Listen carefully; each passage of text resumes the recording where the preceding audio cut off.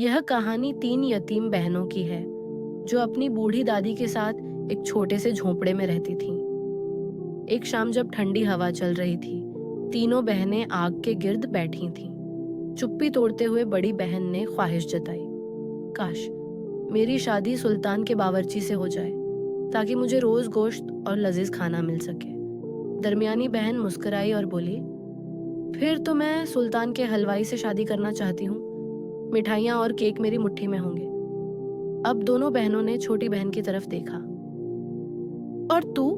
बड़ी ने चुटकी ली, तेरी भी कोई ख्वाहिश होगी ना? छोटी बहन ने झुके हुए लहजे में कहा, अगर बताऊंगी तो तुम लोग हंसोगे।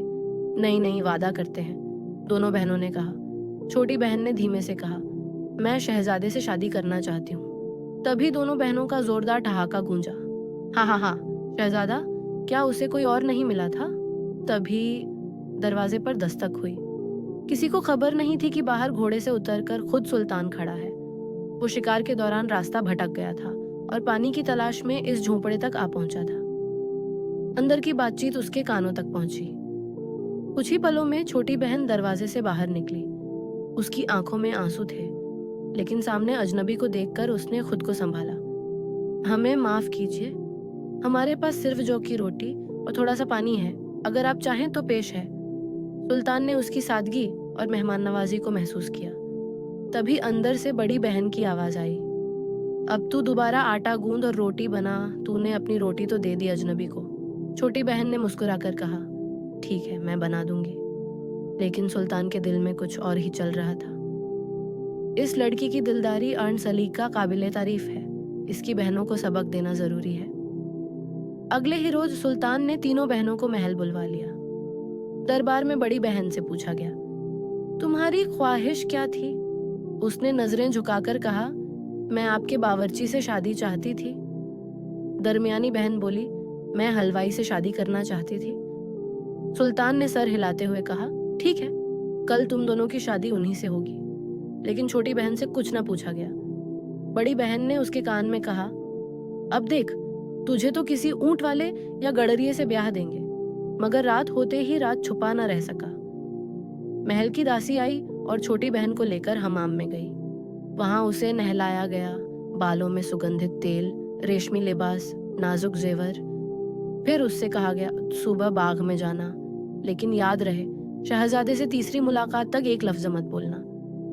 अगले दिन जब वो बाग में आई तो सब हैरान रह गए। उसकी खूबसूरती किसी परी से कम नहीं थी। शहजादा फखरुद्दीन ने भी उसे देखा और ठिठक गया। दूसरे दिन वो उसके पास आया, लेकिन लड़की ने बस एक रूमाल उसकी तरफ उछाल दिया। उसमें से निकली खुशबू ने शहजादे के दिल को बेबस कर दिया। तीसरे दिन शहजादा बोला, तुम अकेली क्यों होती हो? तुम्हारे खिदमतगार कहाँ हैं?